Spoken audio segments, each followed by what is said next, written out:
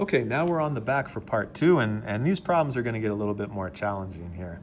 So number 3 here, find x, y, and z if the two quadrilaterals are similar. Now what you might say to yourself, first of all, is, well, wait a minute, where are the two quadrilaterals? Well, when you look at this, we have a small one here. I'll put that in blue. And then we also have a big one. So we have one inside another. When we have situations like this, one thing that we want to do is draw these separately. We're allowed to redraw our pictures to make it easier to look at. And so what we'll have here when we do this, I'm going to draw the small one again. And the 4 sides we had x, we had y, we had 5, and we had 10. Now the big one,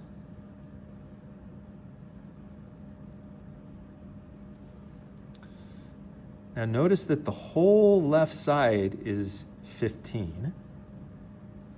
The top is 16. The right side is z.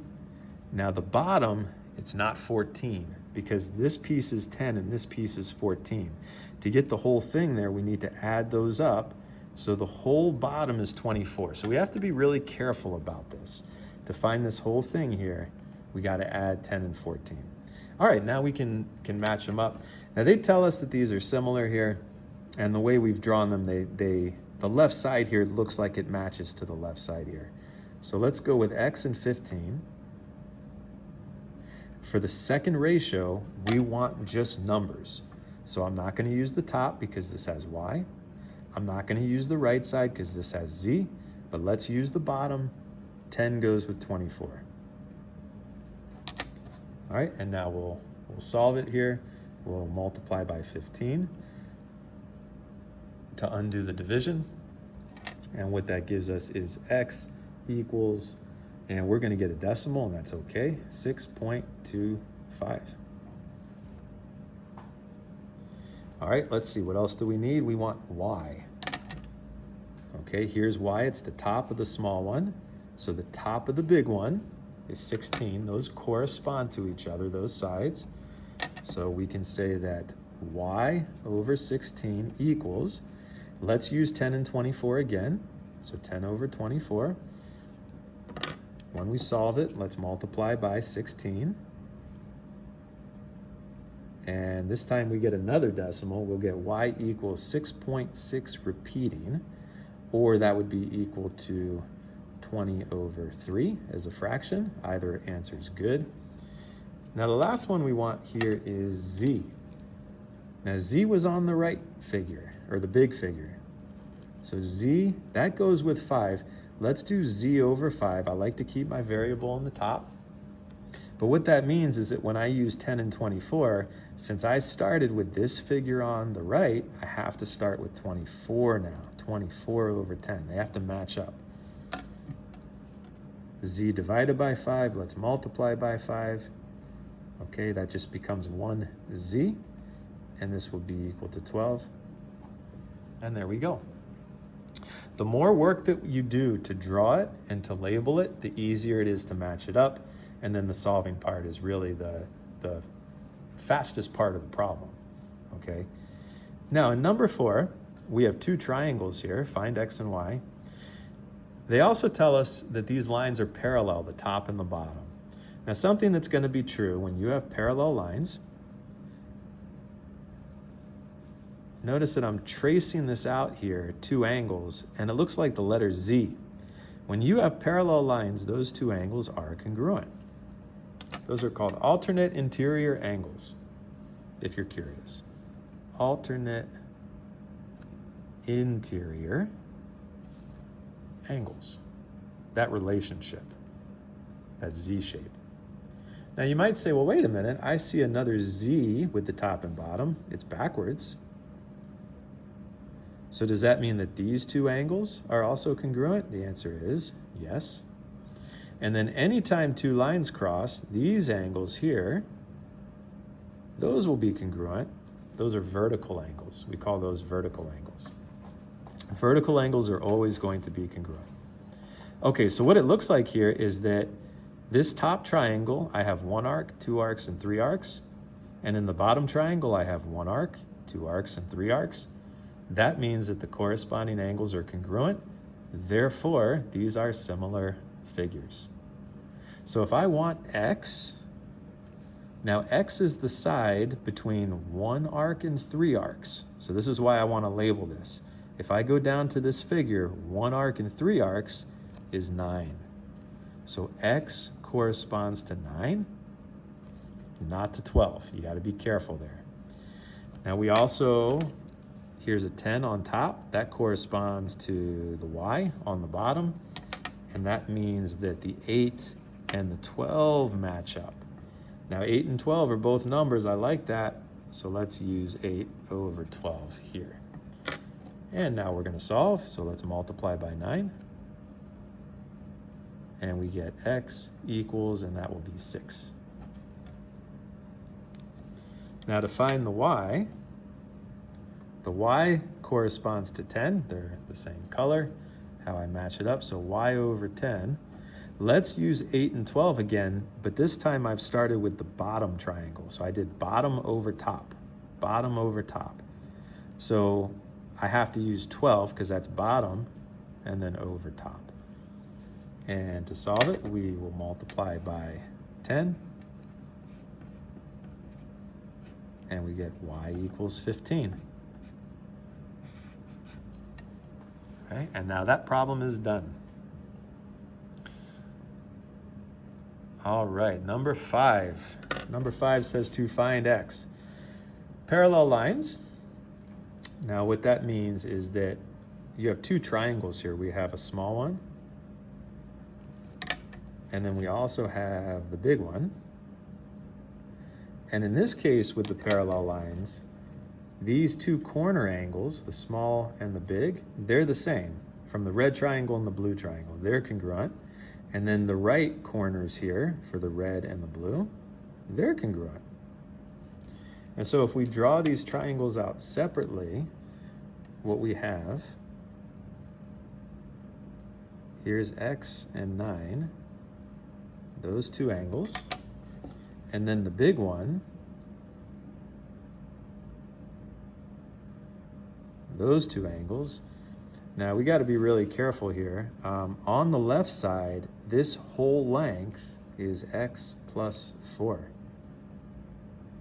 We add the pieces together. And then on the right side, 9 plus 6, this is 15.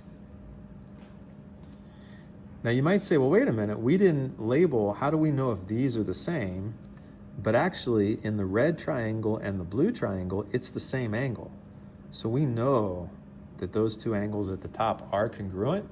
And if all 3 pairs of corresponding angles are congruent, then the figures are similar. So how are we going to set this up? Well, x, this is the left side, is going to correspond to x plus 4. X over x plus 4.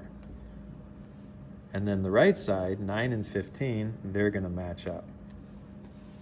Now this is going to be the first time that we've done this where, wait a minute, we have x in 2 different places here. How are we going to solve that? Well, normally what we do is whatever x is being divided by, we multiply by that. So that's x plus 4.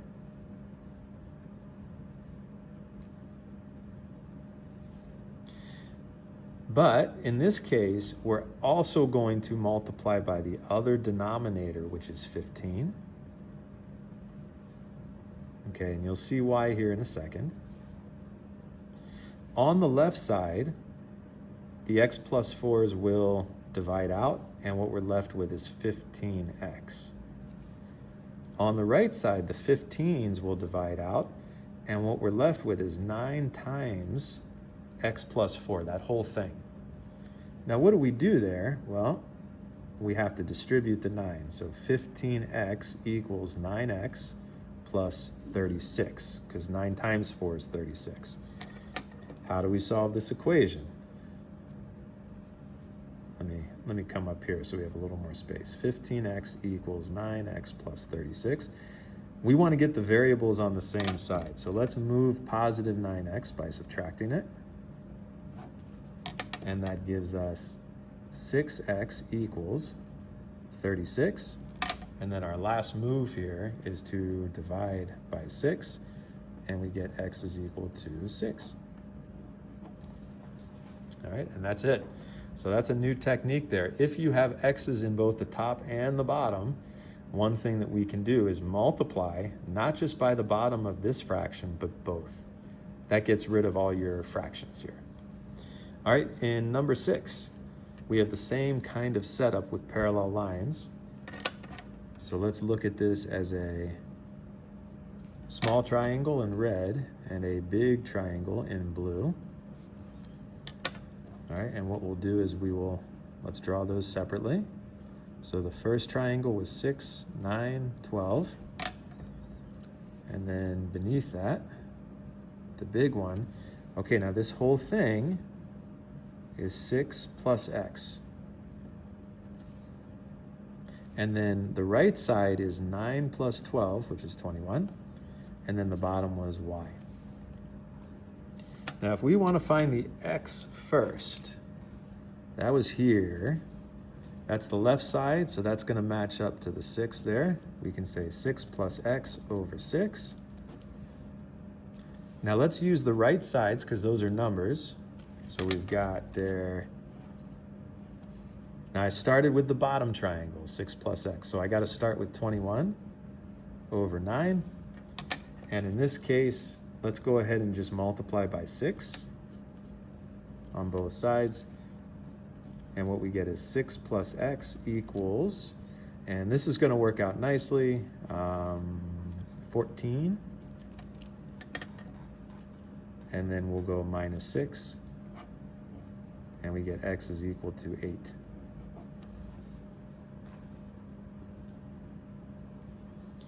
Now we also need to find the y. Now the y is in the bottom. That corresponds to the 12. So y over 12 equals, let's use 21 and 9 again. And now what we'll do is we'll multiply by 12. And we'll get y equals, and this will also work out nicely, we'll get 28 for that answer. And you might be asking yourself, well, wait a minute, why aren't we also using this technique here? Why aren't we multiplying not just by 6, but also by 9? The answer is you could. If you wanted to, you could also do that. The reason I'm not is because I already know that this is going to work out and not be a fraction at the end. And really the only time I need to do that is if I have 2 groups of x's for that. All right, we're going to do one more here. We'll do 7. And this is a kind of a special case here. You'll notice that we don't have a triangle. It kind of looks like we might. Maybe we got some trapezoids here. What's going to happen in this case, if you have 3 parallel lines, these parallel lines are going to break up these lines into proportional pieces. So what I could say is that the 2x minus 4 and the 16 will match up. And then we could say that the 15 and the 12 are going to match up. And so what we'll do here, we'll undo division. We'll multiply by 16.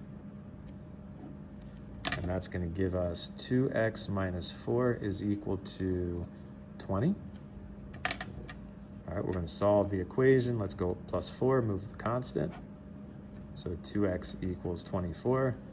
And then our last move here, let's divide by 2. And x is 12. And that is the end of the notes.